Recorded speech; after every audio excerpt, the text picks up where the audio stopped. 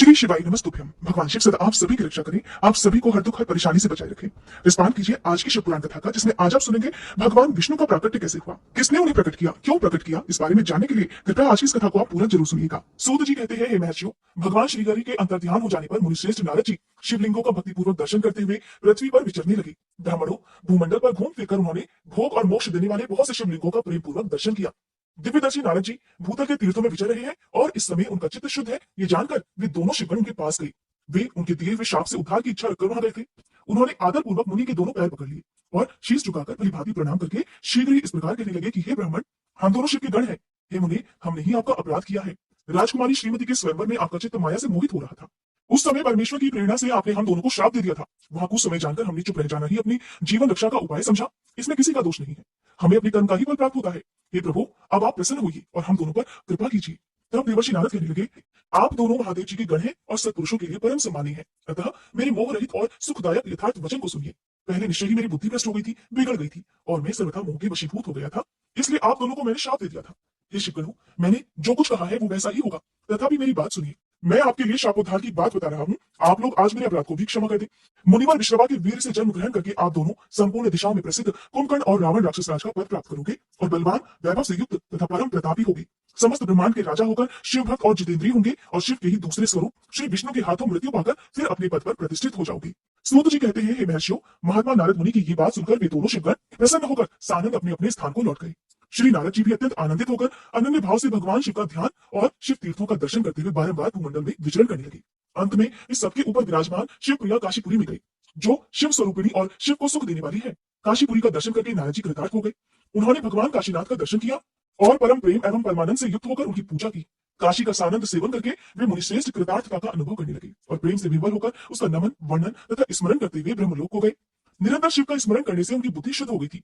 वहां पहुंचकर शिव तत्व का विशेष रूप से ज्ञान प्राप्त करने की इच्छा से नारद जी ने ब्रह्मा जी को भक्तिपूर्वक नमस्कार किया और नाना प्रकार के स्तोत्रों द्वारा उनकी स्तुति करके उनसे शिव तत्व के विषय में पूछा। उस समय नारद जी का हृदय भगवान शंकर के प्रति भक्ति भावना से परिपूर्ण था। नारद जी कहने लगे, हे ब्राह्मण, पर ब्रह्म परमात्मा के स्वरूप को जानने वाले पितामह, हे जगत प्रभु, आपके कृपा प्रसाद से मैंने भगवान विष्णु के उत्तम महात्म्य का पूर्णतया ज्ञान प्राप्त किया है। भक्ति मार्ग, ज्ञान मार्ग, अत्यंत दुस्तर तपो मार्ग, दान मार्ग तथा तीर्थ मार्ग का भी वर्णन सुना है, परंतु शिव तत्व का ज्ञान मुझे अभी तक नहीं हुआ है। मैं भगवान शंकर की पूजा विधि भी नहीं जानता। अतः हे प्रभु, आप क्रमशः इन विषयों को तथा भगवान शिव के विविध चरित्रों को और उनके स्वरूप, तत्व, प्राकट्य, विवाह, गृहस्थ धर्म सब कुछ मुझे बताइए। हे निष्पाप पितामह, ये सब बातें तथा और जो भी आवश्यक बातें हो उन सबका आपको वर्णन करना चाहिए। हे प्रजानाथ, शिव और शिवा के आविर्भाव और विवाह का प्रसंग विशेष रूप से कहिए तथा कार्तिकेय जी के जन्म की कथा भी मुझे सुनाइए। हे प्रभु, पहले बहुत से लोगों से मैंने ये बातें सुनी है कि तो तृप्त नहीं हो सका हूँ, इसलिए आपकी शरण में आया हूँ। आप मुझ पर कृपा कीजिए। अपने पुत्र नारद की ये बात सुनकर लोक पितामह ब्रह्मा वहां इस प्रकार कहने लगे, हे ब्राह्मण देव शिरोमणि, तुम सदा समस्त जगत के उपकार में ही लगे रहते हो। तुमने लोगों के हित की कामना से बहुत उत्तम बात पूछी है, जिसके सुनने से संपूर्ण लोगों के समस्त पापों का नाश हो जाता है। उस अनामय शिव तत्व का मैं तुमसे वर्णन करता हूँ। शिव तत्व का स्वरूप बड़ा ही उत्कृष्ट और अद्भुत है। जिस समय समस्त चराचर जगत नष्ट हो गया था, सर्वत्र केवल अंधकार ही अंधकार था। न सूर्य दिखाई देते थे, न चंद्रमा, अन्य ग्रह और नक्षत्रों का भी कुछ पता नहीं था। न दिन होता था न रात, अग्नि, पृथ्वी, वायु और जल की भी सत्ता नहीं थी। प्रधान तत्व से रहित सूना आकाश मात्र शेष था। दूसरे किसी तेज की उपलब्धि नहीं होती थी। अदृष्ट आदि का भी अस्तित्व नहीं था। शब्द और स्पर्श भी साथ छोड़ चुकी थी। गंध और रूप की भी अभिव्यक्ति नहीं होती थी। रस का भी अभाव हो गया था। दिशाओं का भी भान नहीं होता था। इस प्रकार सब और निरंतर सूची भेद घोर अंधकार फैला हुआ था। उस समय तत्सत ब्रह्म इस श्रुति में जो सत्य सुना जाता है, एकमात्र वही शेष था। जब ये वह ऐसा जो इत्यादि रूप से निर्दिष्ट होने वाला भावात्मक जगत नहीं था, उस समय एकमात्र वह सत्य ही शेष था, जिसे योगी जन अपने हृदयाकाश के भीतर निरंतर देखा करते हैं। जिस पर ब्रह्म के विषय में ज्ञान और ज्ञान से पूर्ण उक्तियों द्वारा इस प्रकार अर्थात ऊपर बताए अनुसार विकल्प किए जाते हैं, उसने कुछ काल के बाद द्वितीय की इच्छा प्रकट की। उसके भीतर एक से अनेक होने का संकल्प उदित हुआ। तब उस निराकार परमात्मा ने अपनी लीला शक्ति से अपने लिए मूर्ति अर्थात आकार की कल्पना की। वह मूर्ति संपूर्ण ऐश्वर्य, गुणों से संपन्न, सर्व ज्ञानमयी, शुभ, स्वरूपा, सर्वव्यापिनी, सर्वरूपा, सर्वदर्शनी, सर्वकारिणी, सबकी एकमात्र वंदनीय, सर्वाद्या, सब कुछ देने वाली और संपूर्ण संस्कृतियों का केंद्र थी। उस शुद्ध रूपिणी ईश्वर मूर्ति की कल्पना करके वह अद्वितीय, अनादि, अनंत, सर्व प्रकाशक, चिन्मय, सर्वव्यापी और अविनाशी पर ब्रह्म अंतर्निहित हो गया। जो मूर्ति रहित परम ब्रह्म है, उसी की मूर्ति अर्थात चिन्मय आकार भगवान सदाशिव है। अर्वाचीन और प्राचीन विद्वान उन्हीं को ईश्वर कहते हैं। उस समय एकाकी रहकर स्वेच्छानुसार विहार करने वाले उन सदाशिव ने अपने विग्रह से स्वयं ही एक स्वरूप भूता शक्ति की सृष्टि की, जो उनके अपने ही श्री अंग से कभी अलग नहीं होने वाली थी। उस पराशक्ति को प्रधान, प्रकृति, गुणवती, माया, बुद्धि तत्व की जननी तथा विकार रहित बताया है। वह शक्ति अंबिका कही गई है। उसी को प्रकृति, सर्वेश्वरी, त्रिदेव जननी, नित्या और मूल कारण भी कहते हैं। सदाशिव द्वारा प्रकट की गई उस शक्ति के 8 भुजाएं हैं। उस शुभ लक्षणा देवी के मुख की शोभा विचित्र है। वह अकेली अपने मुखमंडल में सदा एक सहस्त्र चंद्रमाओं की कांति धारण करती है। नाना प्रकार के आभूषण उसके श्री अंगों की शोभा बढ़ाते हैं। वह देवी नाना प्रकार की गतियों से संपन्न है और अनेक प्रकार के अस्त्र शस्त्र धारण करती है। उसके खुले हुए नेत्र खिले हुए कमल के समान जान पड़ते हैं। वह अचिंत्य तेज से जगमगाती है। वह सबकी योनि है और सदा उद्यमशील रहती है। एकाकिनी होने पर भी वह माया संयोग वशात अनेक हो जाती है। वे जो सदाशिव है उन्हें परम पुरुष, ईश्वर, शिव, शंभु और महेश्वर कहते हैं। वे अपने मस्तक पर आकाश गंगा को धारण करते हैं। उनके भाल देश में चंद्रमा शोभित है। उनके 5 मुख हैं और प्रत्येक मुख में 3-3 नेत्र हैं। उनका चित्त सदा प्रसन्न रहता है। वे 10 भुजाओं से युक्त और त्रिशूलधारी है। उनके श्री अंगों की प्रभा कर्पूर के समान श्वेत गौर है। वे अपने सारे अंगों में भस्म रमाये रहते हैं। उन काल रूपी ब्रह्मा ने एक ही समय शक्ति के साथ शिवलोक नामक क्षेत्र का निर्माण किया था। उस उत्तम क्षेत्र को ही काशी कहते हैं। वह परम निर्वाण या मोक्ष का स्थान है जो सबके ऊपर विराजमान है। वे प्रिया प्रियतम रूप शिव शक्ति जो परमानंद स्वरूप है उस मनोरम क्षेत्र में निवास करते हैं। काशीपुरी परमानंद रूपिणी है। हे मुने, शिव और शिवा ने प्रलय काल में भी कभी उस क्षेत्र को अपने सानिध्य से मुक्त नहीं किया है। इसलिए विद्वान पुरुष उसे अविमुक्त क्षेत्र के नाम से भी जानते हैं। यह क्षेत्र आनंद का हेतु है। इसलिए पिनाकधारी शिव ने पहले उसका नाम आनंद वन रखा था। उसके बाद वह अविमुक्त के नाम से प्रसिद्ध हुआ। हे देवर्षि, एक समय उस आनंद वन में रमण करते हुए शिवा और शिव के मन में यह इच्छा हुई कि किसी दूसरे पुरुष की भी सृष्टि करनी चाहिए, जिस पर यह सृष्टि संचालन का महान भार रखकर हम दोनों केवल काशी में रहकर इच्छा अनुसार विचरे और निर्वाण धारण करें। वही पुरुष हमारे अनुग्रह से सदा सबकी सृष्टि करे, पालन करे और वही अंत में सबका संहार भी करे। ये चित्त एक समुद्र के समान है। इसमें चिंता की उत्ताल तरंगे उठ उठकर इसे चंचल बनाई रहती है। इसमें सत्वगुण रूपी रत्न, तमोगुण रूपी ग्रह और रजोगुण रूपी मूंगे भरे हुए हैं। इस विशाल चित्त समुद्र को संकुचित करके हम दोनों उस पुरुष के प्रसाद से आनंद कानन अर्थात काशी में सुखपूर्वक निवास करें। यह आनंद वन वह स्थान है जहां हमारी मनोवृत्ति सब ओर से सिमटकर इसी में लगी हुई है तथा जिसके बाहर का जगत चिंता से आतुर प्रतीत होता है। ऐसा निश्चय करके शक्ति सहित सर्वव्यापी परमेश्वर शिव ने अपने वाम भाग के 10वें अंग पर अमृत मल दिया। फिर तो वहां से एक पुरुष प्रकट हुआ जो तीनों लोगों में सबसे अधिक सुंदर था। वह शांत था, उसमें सत्वगुण की अधिकता थी तथा वह गंभीरता का अथाह सागर था। हे मुनि, क्षमा नामक गुण से युक्त उस पुरुष के लिए ढूंढने पर भी कहीं कोई उपमा नहीं मिलती। उसकी कांति इंद्रनील मणि के समान श्याम थी। उसके अंग अंग से दिव्य शोभा छिटक रही थी और नेत्र प्रफुल्ल कमल के समान शोभा पा रही थी। श्री अंगों पर स्वर्ण की सी कांति वाले 2 सुंदर रेशमी पीतांबर शोभा दे रहे थे। किसी से भी पराजित न होने वाला वह वीर पुरुष अपने प्रचंड भुजदंडों से सुशोभित हो रहा था। तदंतर उस पुरुष ने परमेश्वर शिव को प्रणाम करके कहा, हे स्वामिन, मेरे नाम निश्चित कीजिए, काम बताइए। उस पुरुष की बात सुनकर महेश्वर भगवान शंकर हंसते हुए मेघ के समान गंभीर वाणी में उससे कहने लगे, हे वत्स, व्यापक होने के कारण तुम्हारा विष्णु नाम प्रख्यात होगा। इसके सिवा और भी बहुत से नाम होंगे जो भक्तों को सुख देने वाले होंगे। तुम सुस्थिर उत्तम तप करो क्योंकि वही समस्त कार्यों का प्रधान है। ऐसा कहकर भगवान शिव ने श्वास मार्ग से श्री विष्णु को वेदों का ज्ञान प्रदान किया। इसके बाद अपनी महिमा से कभी च्युत न होने वाले श्री हरि भगवान शिव को प्रणाम करके भारी तपस्या करने के लिए और शिव शक्ति सहित परमेश्वर शिव भी पार्षद गणों के साथ वहां से अदृश्य हो गए। भगवान विष्णु ने सुदीर्घ काल तक बड़ी कठिन तपस्या की। तपस्या के परिश्रम से युक्त भगवान विष्णु के अंगों से नाना प्रकार की जल धाराएं निकलने लगी। ये सब भगवान शिव की माया से ही संपन्न हुआ। हे महामुनि, उस जल से सारा सोना आकाश व्याप्त हो गया। वह ब्रह्म रूप जल अपने स्पर्श मात्र से सब पापों का नाश करने वाला सिद्ध हुआ। उस समय थके हुए परम पुरुष विष्णु ने स्वयं उस जल में शयन किया। वे दीर्घ काल तक बड़ी प्रसन्नता के साथ उसमें रहे। नार अर्थात जल में शयन करने के कारण ही उनका नारायण यह श्रुति सम्मत नाम प्रसिद्ध हो गया। उस समय उन परम पुरुष नारायण के सिवा दूसरी कोई प्राकृत वस्तु नहीं थी। उसके बाद ही उन महात्मा नारायण देव से यथा समय सभी तत्व प्रकट हुए। हे महामुनि विद्वान, मैं उन तत्वों की उत्पत्ति का प्रकार बता रहा हूँ, सुनो। प्रकृति से महतत्व प्रकट हुआ और महतत्व से तीनों गुण। इन गुणों के भेद से ही त्रिविध अहंकार की उत्पत्ति हुई। अहंकार से 5 तन्मात्राएं हुई और उन 5 तन्मात्राओं से 5 भूत प्रकट हुई। उसी समय ज्ञानेंद्रियों और कर्मेंद्रियों का भी प्रादुर्भाव हुआ। हे मुनि श्रेष्ठ, इस प्रकार मैंने तुम्हें तत्वों की संख्या बताई है। इनमें से पुरुष को छोड़कर शेष सारे तत्व प्रकृति से प्रकट हुए हैं, इसलिए सब के सब जड़ है। तत्वों की संख्या 24 है। उस समय एकाकार हुए 24 तत्वों को ग्रहण करके वे परम पुरुष नारायण भगवान शिव की इच्छा से ब्रह्मरूप जल में सो गए। ब्रह्मा जी कहते हैं, हे देवर्षि, जब नारायण देव जल में शयन करने लगे उस समय उनकी नाभि से भगवान शंकर की इच्छावश सहसा एक उत्तम कमल प्रकट हुआ जो बहुत बड़ा था। उसमें असंख्य नाल दंड थे। उसकी कांति कनेर के फूल के समान पीले रंग की थी तथा उसकी लंबाई और ऊंचाई भी अनंत योजन थी। वह कमल करोड़ों सूर्यों के समान प्रकाशित हो रहा था। सुंदर होने के साथ ही संपूर्ण तत्वों से युक्त था और अत्यंत अद्भुत परम रमणीय दर्शन के योग्य तथा सबसे उत्तम था। तत्पश्चात कल्याणकारी परमेश्वर सांब सदाशिव ने पूर्ववत प्रयत्न करके मुझे अपने दाहिने अंग से उत्पन्न किया।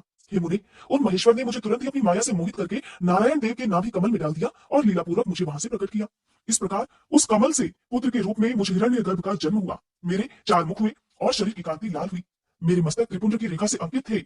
हे तात, भगवान शिव की माया से मोहित होने के कारण मेरी ज्ञान शक्ति इतनी दुर्बल हो रही थी कि मैंने उस कमल के सिवा दूसरे किसी को अपने शरीर का जनक या पिता नहीं जाना। मैं कौन हूँ, कहाँ से आया हूँ, मेरा कार्य क्या है, मैं किसका पुत्र होकर उत्पन्न हुआ हूँ और किसने इस समय मेरा निर्माण किया है। इस प्रकार संशय में पड़े हुए मेरे मन में ये विचार उत्पन्न हुआ कि मैं किस लिए मोह में पड़ा हुआ हूँ। जिसने मुझे उत्पन्न किया है उसका पता लगाना तो बहुत ही सरल है। इस कमल पुष्प का जो पत्र युक्त नाल है उसका उद्गम स्थान इस जल के भीतर नीचे की ओर है। जिसने मुझे उत्पन्न किया है वो पुरुष भी वही होगा, इसमें कोई संशय नहीं। ऐसा निश्चय कर मैंने अपने को कमल से नीचे उतारा। हे मुनि, मैं उस कमल की एक एक नाल में गया और सैकड़ों वर्षों तक वहां भ्रमण करता रहा, किंतु कहीं भी उस कमल के उद्गम का उत्तम स्थान मुझे मिला ही नहीं। तब पुनः संशय में पड़कर मैं उस कमल पुष्प पर जाने को उत्सुक हुआ और नाल के मार्ग से उस कमल पर चढ़ने लगा। इस तरह बहुत ऊपर जाने पर भी मैं उस कमल के कोश को नहीं पा सका। उस दशा में मैं और भी मोहित हो गया। हे मुनि, उस समय भगवान शिव की इच्छा से परम मंगलमयी उत्तम आकाशवाणी प्रकट हुई, जो मेरे मुंह का विध्वंस करने वाली थी। उस वाणी ने कहा, तप करो। उस आकाशवाणी को सुनकर मैंने अपने जन्मदाता पिता का दर्शन करने के लिए उस समय पुनः प्रयत्न पूर्वक 12 वर्षों तक घोर तपस्या की। तब मुझ पर कृपा करने के लिए ही 4 भुजाओं और सुंदर नेत्रों से सुशोभित भगवान विष्णु वहां सहसा प्रकट हो गए। उन परम पुरुष ने अपने हाथों में शंख, चक्र, गदा और पद्म धारण कर रखे थे। उनके सारे अंग सजल जलधर के समान श्याम कांति से सुशोभित थे। उन परम प्रभु ने सुंदर पीतांबर पहन रखा था। उनके मस्तक आदि अंगों में मुकुट आदि महामूल्यवान आभूषण शोभा पाते थे। उनका मुखारविंद प्रसन्नता से खिला हुआ था। मैं उनकी छवि पर मोहित हो रहा था। वे मुझे करोड़ों कामदेवों के समान मनोहर दिखाई दिए। उनका वह अत्यंत सुंदर रूप देखकर मुझे बड़ा आश्चर्य हुआ। वे सांवली और सुनहरी आभा से उद्भासित हो रहे थे। उस समय उन सद सत्व स्वरूप परमात्मा 4 भुजा धारण करने वाली महाबाहु नारायण देव को वहां उस रूप में अपने साथ देखकर मुझे बड़ा हर्ष हुआ। तदंतर उन नारायण देव के साथ मेरी बातचीत प्रारंभ हुई। भगवान शिव की लीला से वहां हम दोनों में कुछ विवाद छिड़ गया। उसी समय हम लोगों के बीच में एक महान अग्नि स्तंभ अर्थात ज्योतिर्मय लिंग प्रकट हुआ। मैंने और श्री विष्णु ने क्रमशः ऊपर और नीचे जाकर उसके आदि अंत का पता लगाने के लिए बड़ा प्रयत्न किया, परंतु हमें कहीं भी उसका कोई और छोर नहीं मिला। मैं थककर ऊपर से नीचे लौट आया और भगवान विष्णु भी उसी तरह नीचे से ऊपर आकर मुझसे मिले। हम दोनों शिव जी की माया से मोहित थे।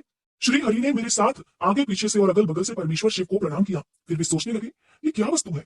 इसके स्वरूप का निर्देश नहीं किया जा सकता, क्योंकि ना तो इसका कोई नाम है न कर्म ही है। लिंग रहित तत्व ही यहाँ लिंग भाव को प्राप्त हो गया है। ध्यान मार्ग में भी इसके स्वरूप का कुछ पता नहीं चलता। इसके बाद मैं और श्री हरि दोनों ने अपने चित्त को स्वस्थ करके उस अग्नि स्तंभ को प्रणाम करना आरंभ कर दिया। हम दोनों कहने लगे, हे महाप्रभु, हम आपके स्वरूप को नहीं जानते। आप जो कोई भी क्यों न हो, आपको हमारा नमस्कार है। हे महिषान, आप शीघ्र ही हमें अपने यथार्थ रूप का दर्शन कराइए। हे मुनिश्रेष्ठ, इस प्रकार अहंकार से आविष्ट हुए हम दोनों ही वहां नमस्कार करने लगे। ऐसा करते हुए हमारे 100 वर्ष बीत गए। आप जानिए कि किस प्रकार ब्रह्मा और विष्णु को भगवान शिव के शब्दमय शरीर का दर्शन हुआ। श्री ब्रह्मा जी कहते हैं, हे मुनिश्रेष्ठ नारद, इस प्रकार हम दोनों देवता गर्व रहित होकर निरंतर प्रणाम करते रहे। हम दोनों के मन में एक ही अभिलाषा थी कि इस ज्योतिर्लिंग के रूप में प्रकट हुए परमेश्वर प्रत्यक्ष दर्शन दे। भगवान शंकर दीनों के प्रतिपालक, अहंकारियों का गर्व चूर्ण करने वाले तथा सबके अविनाशी प्रभु हैं। वे हम दोनों पर दयालु हो गए। उस समय वहां उन श्रेष्ठ से ओम ओम ऐसा शब्द रूप नाद प्रकट हुआ, जो स्पष्ट रूप से सुनाई देता था। जोर जोर से प्रकट होने वाले उस शब्द के विषय में ये क्या है, ऐसा सोचते हुए समस्त देवताओं के आराध्य में भगवान विष्णु मेरे साथ संतुष्ट चित्त से खड़े रहे। वे सर्वथा वैरभाव से रहित थे। उन्होंने लिंग के दक्षिण भाग में सनातन आदिवर्ण आकार का दर्शन किया, उत्तर भाग में उकार का, मध्य भाग में मकार का और अंत में ओम इस नाद का साक्षात दर्शन और अनुभव किया। दक्षिण भाग में प्रकट हुए आदिवर्ण आकार को सूर्य मंडल के समान तेजोमय देखकर जब उन्होंने उत्तर भाग में दृष्टिपात किया, तब वहां उकार वर्ण अग्नि के समान दीप्तशाली दिखाई दिया। हे मुनिश्रेष्ठ, इसी तरह उन्होंने मध्य भाग में मकार को चंद्रमंडल के समान उज्ज्वल कांति से प्रकाशमान देखा। उस समय श्री हरि ये सोचने लगे कि ये अग्नि स्तंभ यहाँ कहाँ से प्रकट हुआ है। हम दोनों फिर इसकी परीक्षा करें। मैं इस अनुपम अनंत स्तंभ के नीचे जाऊंगा, ऐसा विचार करते हुए श्री हरि ने वेद और शब्द दोनों के आवेश से युक्त विश्वात्मा शिव का चिंतन किया। तब वहां एक ऋषि प्रकट हुए, जो ऋषि समूह के परम सार रूप माने जाते हैं। उन्हीं ऋषि के द्वारा परमेश्वर श्री विष्णु ने जाना कि इस शब्द ब्रह्ममय शरीर वाले परम लिंग के रूप में साक्षात पर ब्रह्म स्वरूप महादेव जी ही यहाँ प्रकट हुए हैं। ये चिंता रहित अथवा अचिंत्य रुद्र है, जहां जाकर मन सहित वाणी से प्राप्त किए बिना ही लौट आती है। इन बीजी भगवान महेश्वर के लिंग से अकार रूप बीज प्रकट हुआ, जो उकार रूप योनि में स्थित होकर सब ओर बढ़ने लगा। वह स्वर्णमय अंड के रूप में ही बताने योग्य था। उसका और कोई भी विशेष लक्षण नहीं लक्षित होता था। वह दिव्य अंड अनेक वर्षों तक जल में ही स्थित रहा। तदंतर 1000 वर्ष के बाद उस अंड के 2 टुकड़े हो गए। जल में स्थित हुआ वह अंड अजन्मा ब्रह्मा जी की उत्पत्ति का स्थान था और साक्षात महेश्वर के आघात से ही फूटकर 2 भागों में विभक्त हो गया था। उस अवस्था में उसका ऊपर स्थित हुआ स्वर्णमय कपाल बड़ी शोभा पाने लगा। वही द्युलोक के रूप में प्रकट हुआ तथा उसका दूसरा नीचे वाला कपाल था, वही ये 5 लक्षणों से युक्त पृथ्वी है। इस तरह देवेश्वर शिव को जानकर श्री हरि ने शक्ति संभूत मंत्रों द्वारा उत्तम एवं महान अभ्युदय से शोभित होने वाले उस महेश्वर देव का स्तवन किया। इसी बीच में मेरे साथ विश्वपालक भगवान विष्णु ने एक और भी अद्भुत और सुंदर रूप देखा। हे मुने, वह रूप 5 मुखों वाला और 10 भुजाओं से अलंकृत था। उसकी कांति कर्पूर के समान गौर थी। वह नाना प्रकार की छटाओं से छविमान और भांति भांति के आभूषणों से विभूषित था। उस परम उदार महापराक्रमी और महापुरुष के लक्षणों से संपन्न अत्यंत उत्कृष्ट रूप का दर्शन करके मैं और श्री हरि दोनों कृतार्थ हो गए। श्री ब्रह्मा जी कहते हैं, हे नारद जी, भगवान विष्णु के द्वारा की हुई अपनी स्तुति सुनकर करुणानिधि महेश्वर बड़े प्रसन्न हुए और उमा देवी के साथ सहसा वहां प्रकट हो गए। उस समय उनके 5 मुख और प्रत्येक मुख में 3-3 नेत्र शोभा पा रहे थे। भाल देश में चंद्रमा का मुकुट सुशोभित था। सिर पर जटा धारण किए गौरवर्ण विशाल नेत्र शिव ने अपने संपूर्ण अंगों में विभूति लगा रखी थी। उनके 10 भुजाएं थी, कंठ में नील चिन्ह था। उनके श्री अंग समस्त आभूषणों से विभूषित थे। उन सर्वांग सुंदर शिव के मस्तक भस्ममय त्रिपुंड से अंकित थे। ऐसे विशेष गुणों से युक्त परमेश्वर महादेव जी की भगवती उमा के साथ उपस्थिति देख मैंने और भगवान विष्णु ने पुनः प्रिय वचनों द्वारा उनकी स्तुति की। तब पापहारी करुणा कर भगवान महेश्वर ने प्रसन्नचित होकर उन श्री विष्णुदेव को श्वास रूप से वेद का उपदेश दिया। हे मुनि, उनके बाद शिव ने परमात्मा श्री हरि को गुह्य ज्ञान प्रदान किया। फिर उन परमात्मा ने कृपा करके मुझे भी वह ज्ञान दिया। वेद का ज्ञान प्राप्त करके कृतार्थ हुए भगवान विष्णु ने मेरे साथ हाथ जोड़कर महेश्वर को नमस्कार करके पुनः उनसे पूजन की विधि बताने तथा सदुपदेश देने के लिए प्रार्थना की। श्री ब्रह्मा जी कहते हैं कि हे मुनि, श्री हरि की यह बात सुनकर अत्यंत प्रसन्न हुए कृपा निधान भगवान शिव ने प्रीतिपूर्वक यह बात कही। भगवान शिव कहने लगे, हे सुरश्रेष्ठगण, मैं तुम दोनों की भक्ति से निश्चय ही बहुत प्रसन्न हूँ। तुम लोग मुझ महादेव की ओर देखो। इस समय तुम्हें मेरा स्वरूप जैसा दिखाई देता है, वैसे ही रूप का प्रयत्न पूर्वक पूजन चिंतन करना चाहिए। तुम दोनों महाबली हो और मेरी स्वरूप भूता प्रकृति से प्रकट हुए हो। मुझ सर्वेश्वर के दाएं बाएं अंगों से तुम्हारा आविर्भाव हुआ है। ये लोक पितामह ब्रह्मा मेरे दाहिने पार्श्व से उत्पन्न हुए हैं और तुम अर्थात विष्णु मुझ परमात्मा के वाम पार्श्व से प्रकट हुए हो। मैं तुम दोनों पर भलीभांति प्रसन्न हूँ और तुम्हें मनोवांछित वर देता हूँ। मेरी आज्ञा से तुम दोनों की मुझ में सदृढ़ भक्ति हो। हे ब्राह्मण, तुम मेरी आज्ञा का पालन करते हुए जगत की सृष्टि करो और वत्स विष्णु, तुम इस चराचर जगत का पालन करते रहो। हम दोनों से ऐसा कहकर भगवान शंकर ने हमें पूजा की उत्तम विधि प्रदान की, जिसके अनुसार पूजित होने पर वे पूजक को अनेक प्रकार के फल प्रदान करते हैं। शंभु की उपयुक्त बातें सुनकर मेरे सहित श्री हरि ने महेश्वर को हाथ जोड़कर प्रणाम करते हुए कहा, प्रभु, यदि हमारे प्रति आपके हृदय में प्रीति उत्पन्न हुई है और यदि आप हमें वरदान देना आवश्यक समझते हैं, तो हम तो यही वर मांगते हैं कि आप में हम दोनों की सदा अनन्य और अविचल भक्ति बनी रहे। ब्रह्मा जी कहते हैं, हे मुने, श्री हरि की ये बात सुनकर भगवान हर ने पुनः मस्तक झुकाकर प्रणाम करके हाथ जोड़ खड़े हुए उन नारायण देव से स्वयं कहा। श्री महेश्वर कहने लगे, मैं सृष्टि पालन और संहार करता हूँ, सगुण और निर्गुण हूँ तथा सच्चिदानंद स्वरूप निर्विकार पर ब्रह्म परमात्मा हूँ। हे विष्णु, सृष्टि, रक्षा और प्रलय रूप गुणों अथवा कार्यों के भेद से मैं ही ब्रह्मा, विष्णु और रुद्र नाम धारण करके तीनों स्वरूपों में विभक्त हुआ हूँ। हरि, वास्तव में सदा निष्कल हूँ। हे विष्णु, तुमने और ब्रह्मा ने मेरे अवतार के निमित्त जो स्तुति की है, तुम्हारी उस प्रार्थना को मैं अवश्य सच्ची करूंगा, क्योंकि मैं भक्त वत्सल हूँ। ब्राह्मण, मेरा ऐसा ही परम उत्कृष्ट रूप तुम्हारे शरीर से इस लोक में प्रकट होगा, जो नाम से रुद्र कहलाएगा। मेरे अंश से प्रकट हुए रुद्र की सामर्थ्य मुझसे कम नहीं होगी। जो मैं हूँ वही यह रुद्र है। पूजा की विधि विधान की दृष्टि से भी मुझमें और उसमें कोई अंतर नहीं है। जैसे ज्योति का जल आदि के साथ संपर्क होने पर भी उसमें स्पर्श दोष नहीं लगता, उसी प्रकार मुझ निर्गुण परमात्मा को भी किसी के संयोग से बंधन नहीं प्राप्त होता। ये मेरा शिव रूप है।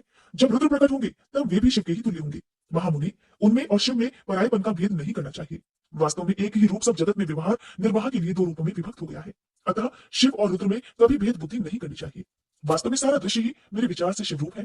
मैं, तुम, ब्रह्मा तथा जो ये रुद्र प्रकट होंगे वे सब के सब एक रूप है। इनमें भेद नहीं है।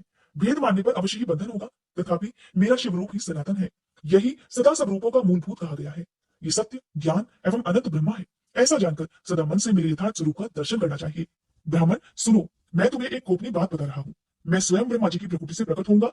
गुणों में भी मेरा प्राकृतिक कहा गया है। जैसा कि लोगों ने कहा है, हर तामस प्रकृति के है। वास्तव में उस रूप में अहंकार का वर्णन हुआ है। उस अहंकार को केवल तामस ही नहीं, वैकारिक अर्थात सात्विक भी समझना चाहिए, क्योंकि सात्विक देवगण वैकारिक अहंकार की ही सृष्टि है। ये तामस और सात्विक आदि भेद केवल नाम मात्र का है, वस्तुतः नहीं है। वास्तव में हर को तामस नहीं कहा जा सकता।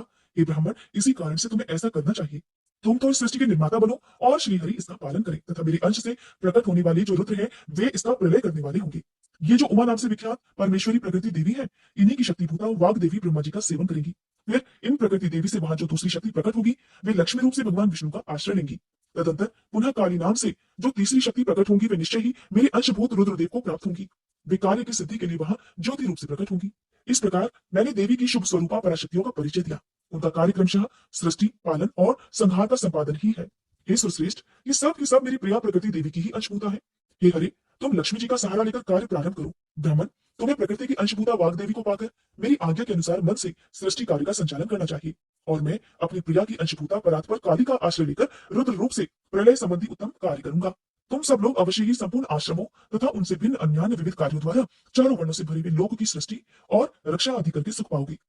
हरे, तुम ज्ञान विज्ञान से संपन्न तथा संपूर्ण लोगों के हितैषी हो, अतः अब मेरी आज्ञा पाकर जगत में सब लोगों के लिए मुक्तिदाता बन जाओ। मेरा दर्शन होने पर जो फल प्राप्त होता है वही तुम्हारा दर्शन होने पर भी होगा। मेरी ये बात सत्य है, ये बात सत्य है, इसमें संशय के लिए कोई स्थान नहीं। मेरे हृदय में विष्णु है और विष्णु के हृदय में मैं हूँ। जो इन दोनों में अंतर नहीं समझता वही मुझे विशेष प्रिय है। श्री हरि मेरे बाएं अंग से प्रकट हुए हैं, ब्रह्मा का दाहिने अंग से प्राकट्य हुआ है और महाप्रलयकारी विश्वात्मा रुद्र मेरे हृदय से प्रादुर्भूत होंगे। हे विष्णु, मैं ही सृष्टि का पालन और संहार करने वाले रज आदि त्रिविध गुणों द्वारा ब्रह्मा, विष्णु और रुद्र नाम से प्रसिद्ध हो तीन रूपों में पृथक पृथक प्रकट होता हूँ। साक्षात शिव गुणों से भिन्न है, वे प्रकृति और पुरुष से भी परे है। अद्वितीय, नित्य, अनंत, पूर्ण एवं निरंजन पर ब्रह्म परमात्मा है। तीनों लोगों का पालन करने वाले श्री हरि अपने भीतर तमोगुण और बाहर सत्वगुण धारण करते हैं। त्रिलोकी का संहार करने वाले रुद्रदेव भीतर सत्वगुण और बाहर तमोगुण धारण करते हैं तथा त्रिभुवन की सृष्टि करने वाले ब्रह्मा जी बाहर और भीतर से भी रजोगुणी ही हैं। इस प्रकार ब्रह्मा, विष्णु तथा रुद्र इन तीन देवताओं में गुण है, परंतु शिव गुणातीत माने गए हैं। हे विष्णु, तुम मेरी आज्ञा से इन सृष्टिकर्ता पितामह का प्रसन्नता पूर्वक पालन करो। ऐसा करने से तीनों लोकों में पूजनीय होगी। परमेश्वर शिव बोले, उत्तम व्रत का पालन करने वाले हरे, हे विष्णु, अब तुम मेरी दूसरी आज्ञा सुनो। उसका पालन करने से तुम सदा समस्त लोकों में माननीय और पूजनीय बने रहोगे। ब्रह्मा जी के द्वारा रचे गए लोक में जब कोई दुख या संकट उत्पन्न हो, तब तुम उन संपूर्ण दुखों का नाश करने के लिए सदा तत्पर रहना। तुम्हारी संपूर्ण दुस्सह कार्यों में मैं तुम्हारी सहायता करूंगा। तुम्हारे जो दुर्जय और अत्यंत उत्कट शत्रु होंगे, उन सबको मैं मार गिराऊंगा। हरे, तुम नाना प्रकार के अवतार धारण करके लोकों में अपनी उत्तम कीर्ति का विस्तार करो और सबके उद्धार के लिए तत्पर रहो। तुम रुद्र के ध्येय हो और रुद्र तुम्हारे ध्येय है। तुम में और रुद्र में कुछ भी अंतर नहीं है। जो मनुष्य रुद्र का भक्त होकर तुम्हारी निंदा करेगा, उसका सारा पुण्य तत्काल भस्म हो जाएगा। पुरुषोत्तम विष्णु, तुमसे द्वेष करने के कारण मेरी आज्ञा से उसको नरक में गिरना पड़ेगा। ये बात सत्य है और इसमें कोई संशय नहीं। तुम इस लोक में मनुष्यों के लिए विशेषतः भोग और मोक्ष प्रदान करने वाले और भक्तों के ध्येय तथा पूज्य होकर प्राणियों का निग्रह और अनुग्रह करो। ऐसा कहकर भगवान शिव ने मेरा हाथ पकड़ लिया और श्री विष्णु को सौंपकर उनसे कहा, तुम संकट के समय सदा इनकी सहायता करते रहना। सबके अध्यक्ष होकर सभी को भोग और मोक्ष प्रदान करना तथा सर्वदा समस्त कामनाओं का साधक और सर्वश्रेष्ठ बने रहना। जो तुम्हारी शरण में आ गया वह निश्चय ही मेरी शरण में आ गया। जो मुझ में और तुम में अंतर समझता है वह अवश्य नरक में गिरता है। ब्रह्मा जी कहते हैं, हे देवर्षि, भगवान शिव का यह वचन सुनकर मेरे साथ भगवान विष्णु ने सबको वश में करने वाले विश्वनाथ को प्रणाम करके मंद स्वर में कहा। श्री विष्णु बोले, हे करुणा सिंधु जगन्नाथ शंकर, मेरी ये बात सुनिए। मैं आपकी आज्ञा के अधीन रहकर ये सब कुछ करूंगा। हे स्वामी, जो मेरा भक्त होकर आपकी निंदा करे उसे आप निश्चय ही नरकवास प्रदान करें। नाथ, जो आपका भक्त है वह मुझे अत्यंत प्रिय है। जो ऐसा जानता है उसके लिए मोक्ष दुर्लभ नहीं है। श्री हरि का यह कथन सुनकर दुखहारी हर ने उनकी बात का अनुमोदन किया और नाना प्रकार के धर्मों का उपदेश देकर हम दोनों के हित की इच्छा से हमें अनेक प्रकार के वरदान दिए। इसके बाद भक्त वत्सल भगवान शंभु कृपा पूर्वक हमारी ओर देखकर हम दोनों के ही देखते देखते सहसा वही अंतर्ध्यान हो गई। तभी से इस लोक में लिंग पूजा का विधान चालू हुआ है। लिंग में प्रतिष्ठित भगवान शिव भोग और मोक्ष देने वाले हैं। शिवलिंग की जो वेदी या अर्घा है वह महादेवी का स्वरूप है और लिंग साक्षात महेश्वर का। लय का अधिष्ठान होने के कारण भगवान शिव को लिंग कहा गया है, क्योंकि उन्हीं में निखिल जगत का लय होता है। हे महामुनि, जो शिवलिंग के समीप कोई कार्य करता है उसके पुण्य फल का वर्णन करने की शक्ति मुझ में नहीं है। तदंतर नारद जी के पूछने पर ब्रह्मा जी कहने लगे, हे मुनि, हमें पूर्वोक्त आदेश देकर जब महादेव जी अंतर्ध्यान हो गए तब मैं उनकी आज्ञा का पालन करने के लिए ध्यानमग्न होकर कर्तव्य का विचार करने लगा। उस समय भगवान शंकर को नमस्कार करके श्री हरि से ज्ञान पाकर परमानंद को प्राप्त हो मैंने सृष्टि करने का निश्चय किया। तात भगवान विष्णु भी वहां सदाशिव को प्रणाम करके मुझे आवश्यक उपदेश देकर तत्काल अदृश्य हो गए। वे ब्रह्मांड से बाहर जाकर भगवान शिव की कृपा प्राप्त करके वैकुंठ धाम में जा पहुंचे और सदा वहीं रहने लगे। मैंने सृष्टि की इच्छा से भगवान शिव और विष्णु का स्मरण करके पहले के रचे हुए जल में अपनी अंजलि डालकर जल को ऊपर की ओर उछाला। इससे वहां एक अंड प्रकट हुआ जो 24 तत्वों का समूह कहा जाता है। विप्रवर, वह विराट आकार वाला अंड जल रूप ही था। उसमें चेतनता न देखकर मुझे बड़ा संशय हुआ और मैं अत्यंत कठोर तप करने लगा। 12 वर्षों तक भगवान विष्णु के चिंतन में ही लगा रहा। तात वह समय पूर्ण होने पर भगवान श्री हरि स्वयं प्रकट हुए और बड़े प्रेम से मेरे अंगों का स्पर्श करते हुए मुझसे प्रसन्नता पूर्वक इस प्रकार कहने लगे, ब्राह्मण, तुम वर मांगो, मैं बहुत प्रसन्न हूँ। मुझे तुम्हारे लिए कुछ भी अधे नहीं है। भगवान शिव की कृपा से मैं सब कुछ देने में समर्थ हूँ।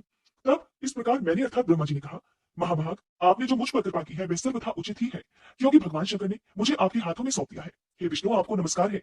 आज मैं आपसे जो कुछ भी मांगता हूँ उसे दीजिए। हे प्रभु, ये विराट रूप 24 तत्वों से बना हुआ अंड किसी तरह चेतन नहीं हो रहा है, जड़ी भूत दिखाई देता है। हे हरे, इस समय भगवान शिव की कृपा से आप यहाँ प्रकट हुए हैं, अतः शंकर की सृष्टि शक्ति या विभूति से प्राप्त हुए इस अंड में चेतनता लाइए। मेरे ऐसा कहने पर शिव की आज्ञा में तत्पर रहने वाले महाविष्णु ने अनंत रूप का आश्रय ले इस अंड में प्रवेश किया। उस समय उन परम पुरुषों के सहस्त्रों मस्तक, सहस्त्रों नेत्र और सहस्त्रों पैर थे। उन्होंने भूमि को सब ओर से घेरकर उस अंड को व्याप्त कर लिया। मेरे द्वारा भलीभांति स्तुति की जाने पर जब श्री हरि ने उस अंड में प्रवेश किया तब वह 24 तत्वों का विकार रूप अंड सचेतन हो गया। पाताल से लेकर सत्यलोक तक की अवधि वाले उस अंड के रूप में वह साक्षात श्री हरि ही विराजने लगे। उस विराट अंड में व्यापक होने से ही वे प्रभु वैराज पुरुष कहलाए। पंचमुख महादेव ने केवल अपने रहने के लिए सुरम्य कैलाश नगर का निर्माण किया, जो कि सब लोकों से ऊपर सुशोभित होता है। हे देवर्षि, संपूर्ण ब्रह्मांड का नाश हो जाने पर भी वैकुंठ और कैलाश, इन दो धामों का यहाँ कभी नाश नहीं होता। मुनिश्रेष्ठ, मैं सत्यलोक का आश्रय लेकर रहता हूँ। तात महादेव जी की आज्ञा से ही मुझ में सृष्टि रचने की इच्छा उत्पन्न हुई। बेटा, जब मैं सृष्टि की इच्छा से चिंतन करने लगा उस समय पहले मुझसे अनजाने में ही पापपूर्ण तमोगुणी सृष्टि का प्रादुर्भाव हुआ, जिससे अविद्या पंचक अथवा पंचपर्व अविद्या कहते हैं। इसके बाद प्रसन्नचित होकर शंभु की आज्ञा से मैं पुनः अनासक्त भाव से सृष्टि का चिंतन करने लगा। उस समय मेरे द्वारा स्थावर संज्ञक वृक्ष आदि की सृष्टि हुई, जिसे मुख्य सर्ग कहते हैं। ये पहला सर्ग है। उसे देखकर तथा वह अपने लिए पुरुषार्थ का साधक नहीं है ये जानकर सृष्टि की इच्छा वाले मुझ ब्रह्मा से दूसरा सर्ग प्रकट हुआ, जो दुख से भरा हुआ है। उसका नाम है त्रियक्स्त्रोता। वह सर्ग भी पुरुषार्थ का साधक नहीं था। उसे भी पुरुषार्थ साधन की शक्ति से रहित जान जब मैं पुनः सृष्टि का चिंतन करने लगा तब मुझसे शीघ्र ही तीसरे सात्विक सर्ग का प्रादुर्भाव हुआ, जिसे ऊर्ध्व स्तोत्र कहते हैं। यह देवसर्ग के नाम से विख्यात हुआ। देवसर्ग सत्यवादी तथा अत्यंत सुखदायक है। उसे भी पुरुषार्थ साधन की रुचि और अधिकार से रहित मानकर मैंने अन्य सर्ग के लिए अपने स्वामी शिष्य का चिंतन आरंभ किया। तब भगवान शंकर की आज्ञा से एक रजोगुणी सृष्टि का प्रादुर्भाव हुआ, जिसे अर्वाक स्तोत्र कहा गया है। इस सर्ग के प्राणी मनुष्य हैं, जो पुरुषार्थ साधन के उच्च अधिकारी हैं। तदंतर महादेव जी की आज्ञा से भूत आदि की सृष्टि हुई। इस प्रकार मैंने 5 तरह की वैकृत सृष्टि का वर्णन किया है। इनके सिवा 3 प्राकृत सर्ग भी कहे हैं, जो मुझ ब्रह्मा के सानिध्य से प्रकृति से ही प्रकट हुए हैं। इनमें पहला महतत्व का सर्ग है, दूसरा सूक्ष्म भूतों अर्थात तन्मात्राओं का सर्ग है और तीसरा वैकारिक सर्ग कहलाता है। इस तरह ये 3 प्राकृत सर्ग हैं। प्राकृत और वैकृत दोनों प्रकार के सर्गों को मिलाने से 8 सर्ग होते हैं। इनके सिवा 9वां कुमार सर्ग है, जो प्राकृत और वैकृत भी है। इन सबके अवान्तर भेद का मैं वर्णन नहीं कर सकता, क्योंकि उसका उपयोग बहुत ही थोड़ा है। अब द्विजात्मक सर्ग का प्रतिपादन करता हूँ। इसी का दूसरा नाम कुमार सर्ग है, जिसमें सनक सनंदन आदि कुमारों की महत्वपूर्ण सृष्टि हुई है। सनक आदि मेरे 4 मानस पुत्र हैं, जो मुझ ब्रह्मा के ही समान है। वे महान वैराग्य से संपन्न तथा उत्तम व्रत का पालन करने वाले हुए। उनका मन सदा भगवान शिव के चिंतन में ही लगा रहता है। वे संसार से विमुख और ज्ञानी है। उन्होंने मेरे आदेश देने पर भी सृष्टि के कार्य में मन नहीं लगाया। हे मुनि श्रेष्ठ नारद, सनक आदि कुमारों के दिए हुए नकारात्मक उत्तर को सुनकर मैंने बड़ा भयंकर क्रोध प्रकट हुआ। उस समय मुझ पर मोह छा गया। उस अवसर पर मैंने मन ही मन भगवान श्री हरि का ध्यान किया और मैं शीघ्र ही आ गई। और उन्होंने मुझे समझाते हुए कहा, तुम भगवान शिव की प्रसन्नता के लिए तप करो। मुनि श्रेष्ठ, जब श्री हरि ने मुझे ऐसी शिक्षा दी, तब मैं महाघोर और उत्कृष्ट तप करने लगा। सृष्टि के लिए तपस्या करते हुए मेरी दोनों भौहें और नासिका के मध्य भाग से, जो उनका अपना ही अभिमुक्त नामक स्थान है, महेश्वर की 3 मूर्तियों में से अन्यतम पूर्णांश सर्वेश्वर और दयासागर भगवान शिव अर्धनारीश्वर स्वरूप में प्रकट हुए, जो जन्म से रहित तेज की राशि सर्वज्ञ तथा सर्वदृष्टा है। उन नील लोहित नामधारी साक्षात उमा वल्लभ शंकर को सामने देख बड़ी भक्ति से मस्तक झुका उनकी स्तुति करके मैं बड़ा प्रसन्न हुआ और उन देव देवेश्वर से बोला, हे प्रभु, आप भांति भांति के जीवों की सृष्टि कीजिए। मेरी यह बात सुनकर उन देवाधिदेव महेश्वर रुद्र ने अपने ही समान बहुत से रुद्रगणों की सृष्टि की। तब मैंने अपने स्वामी महेश्वर महारुद्र से फिर कहा, देव, आप ऐसे जीवों की सृष्टि कीजिए जो जन्म और मृत्यु के भय से युक्त हो। मुनि श्रेष्ठ, मेरी ऐसी बातें सुनकर करुणा सागर महादेव जी हंस पड़े और तत्काल इस प्रकार कहने लगे, विधाता, मैं जन्म और मृत्यु के भय से युक्त अशोभन जीवों की सृष्टि नहीं करूंगा, क्योंकि वे कर्मों के अधीन हो दुख के समुद्र में डूबे रहेंगे। मैं तो दुख के सागर में डूबे हुए उन जीवों का उद्धार मात्र करूंगा। गुरु का स्वरूप धारण करके उत्तम ज्ञान प्रदान कर उन सबको संसार सागर से पार करूंगा। हे प्रजापति, दुख में डूबे हुए सारे जीव की सृष्टि तो तुम ही करो। मेरी आज्ञा से इस कार्य में प्रवृत्त होने के कारण तुम्हें माया नहीं बांध सकेगी। मुझसे ऐसा कहकर श्रीमान भगवान नीललोहित महादेव मेरे देखते ही देखते अपने पार्षदों के साथ वहां से तत्काल तिरोहित अर्थात अंतर्ध्यान हो गए। इसके बाद क्या हुआ, ये जानने के लिए कृपया आप अगले अध्याय के अनुसार जरूर कीजिएगा।